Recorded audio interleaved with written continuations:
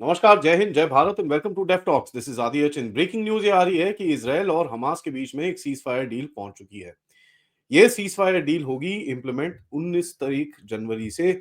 और इसके अंदर क्या-क्या है, इसके अंदर ऑलरेडी पॉलिटिक्स टूटनी शुरू हो चुकी है, तो उसके बारे में थोड़ी-सी बात करते हैं। देखिए, इजरायल की डील के बारे में काफ़ी हद तक डिस्कशन चल रहे थे। कल-परसों में जब मैंने गैब्रियल से भी बात करी थी, हमने इसके ऊपर हिंट किया था कि कुछ डील होने वाली है और कुछ डील के बारे में बातें चल रही हैं। और ये भी पता चला है कि साहब ये जो डील है इसके अंदर कुछ अभी जो हॉस्टेज रिलीज और ये सब चीज़ों का काम है वो भी आगे किया जाएगा। ऑल्दो हमको ये पता है कि पूरी तरह से हमास को अभी तक डिफीट नहीं किया गया है, but at the end of it हमको ये भी समझ में आना चाहिए कि 1 डेढ़ साल 1 सवा साल से ये पूरी ज वॉर चल रही है एंड इसके अंदर हॉस्टेजेस जो वहाँ पर फँसे हुए हैं उनकी हालत काफ़ी खराब है। उसमें से कितने ज़िंदा हैं, कितने मरे हुए हैं, इसका अभी तक पब्लिक में कुछ पता नहीं है। कई लोग बोलते हैं कुछ लोग तो मर गए हैं और कुछ लोगों की सिर्फ़ बॉडीज़ के लिए डील हुई है। चलिए जो भी है whatever the case is you know this this hostage जो जो भी वहाँ पर इनह्यूमन कंडीशंस में रह रहे हैं गाज़ा के अंदर, उनको एटलीस्ट वापस लाने की तो बहुत अच्छी बात है। थोड़े टाइम पहले मैंने ये रिपोर्ट किया था आपके साथ और इसको काफ़ी लोगों ने डिस्प्यूट करा, but I think now it is coming out to be the reality कि साहब ये जो ट्रम्प साहब हैं, इन्होंने नेतन्याहू को बड़ा क्लियरली बोला था फिनिश इट। अब इसके 2-3 इंटरप्रिटेशन निकाले गए। एक तो इंटरप्रिटेशन आपके सामने गैब्रियल साहब ने भी रखा था, where he said that finish them.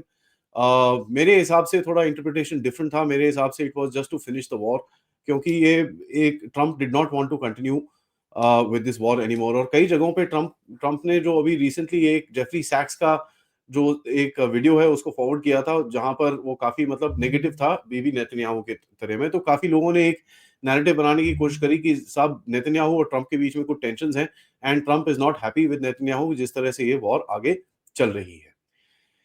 Now यहाँ पर ट्रम्प के जो रिजर्वेशंस हैं और उसके ऊपर थोड़ी सी बात करते हैं, उसके बाद ट्रम्प का सपोर्ट के बारे में बात करते हैं। सी ट्रम्प के एक आधा रिजर्वेशन थी जहां उसने बोला था कि यार इजराइल हैड 1 ईयर, अभी तक तो इनको खत्म कर देना चाहिए था।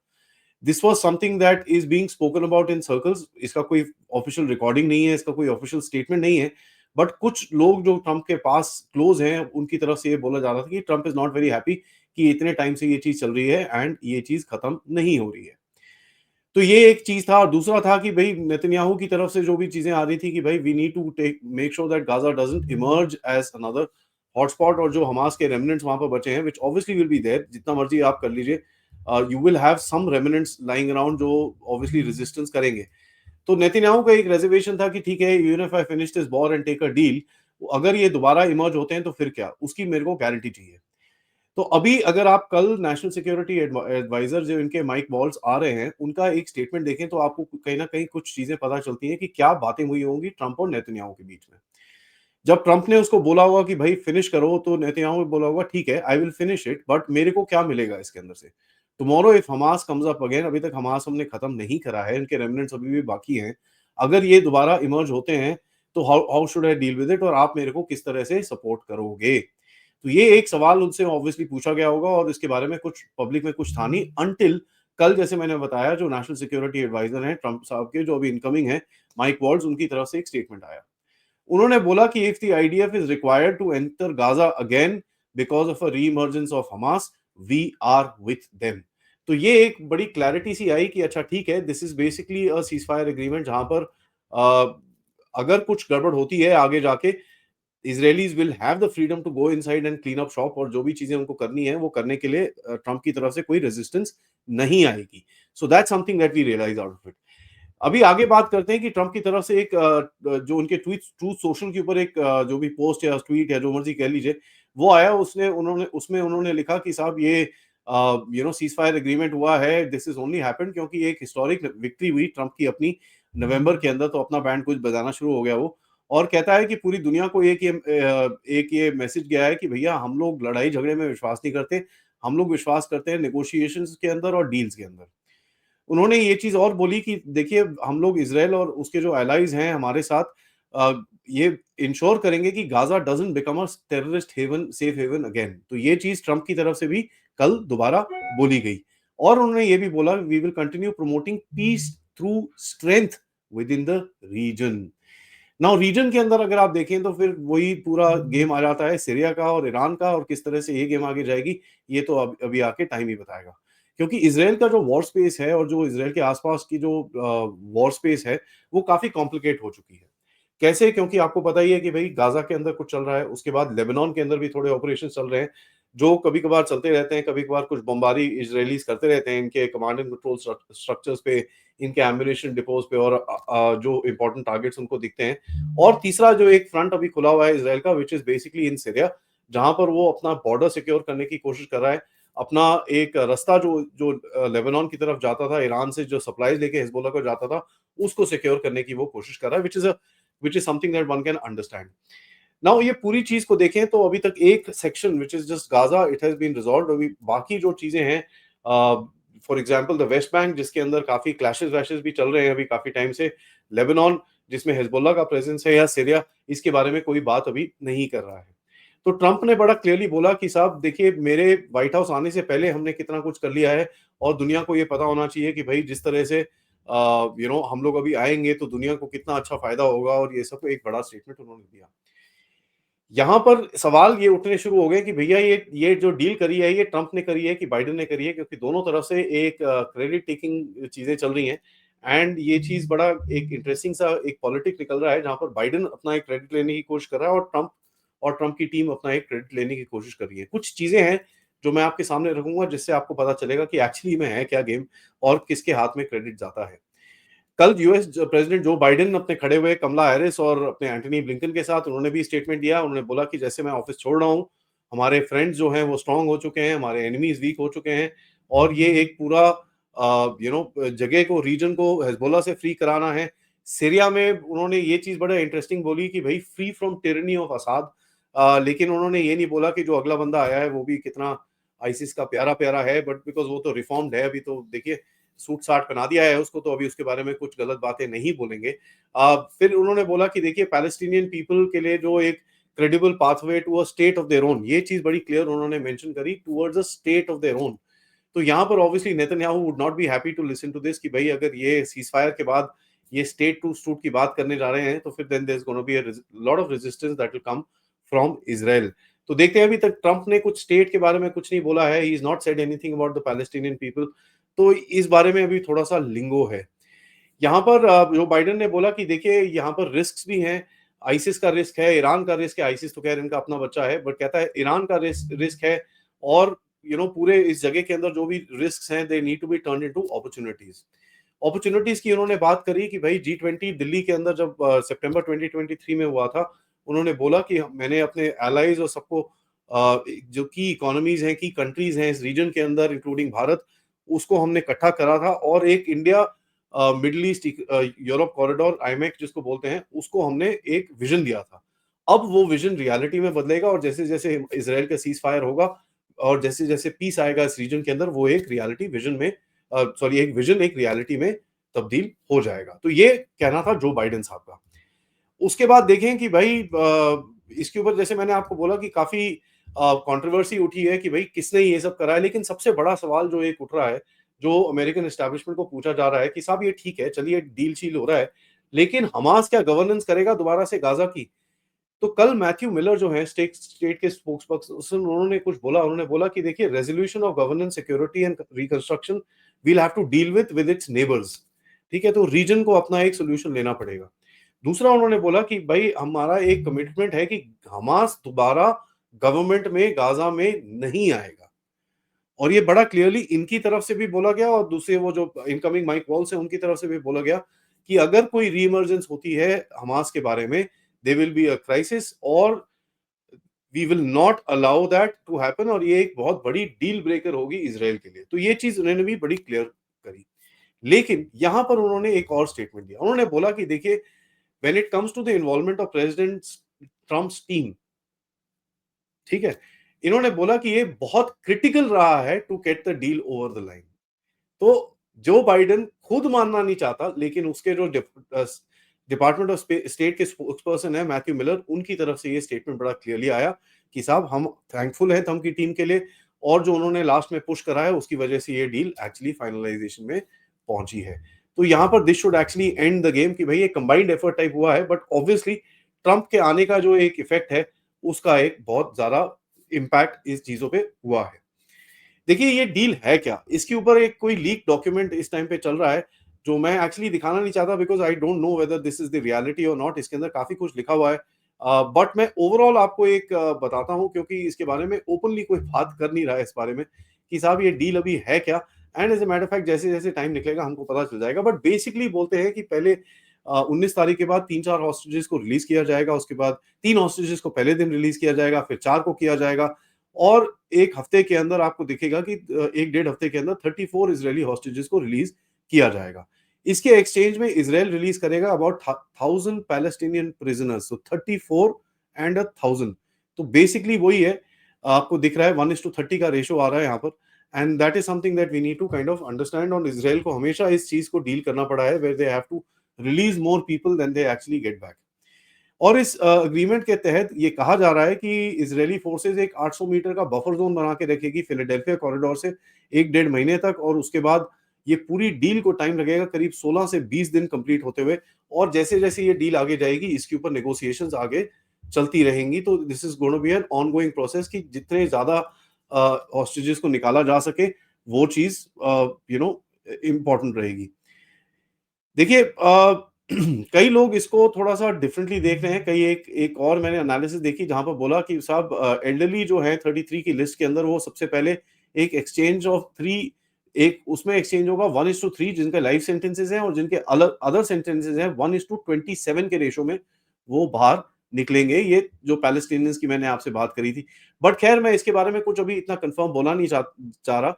लेकिन जो पहली चीज़ हमको बड़ा क्लियरली पता है कि 33 के एक्सचेंज में 1000 गाज़न जो बंदे इज़राइल के पास हैं 8 अक्टूबर के बाद, and specially those who are not involved in the 7th October उनको रिलीज़ किया जाएगा। ये चीज़ अभी बड़ी क्लियर है। इज़रायली साइड ने थोड़ी से फोर्सेस रिड्यूस करेंगे बट कितने तक क्या करेंगे, क्योंकि नेतन्याहू को ऑलरेडी उसके ऊपर कॉन्टेस्टेशन आ चुका है। राफा के ऊपर कुछ बोल रहे हैं कि साहब जो जो वहाँ पर ह्यूमैनिटेरियन सप्लाइज़ और ये सब चीज़ें जानी चाहिए, उसके ऊपर इज़राइल मना नहीं करेगा।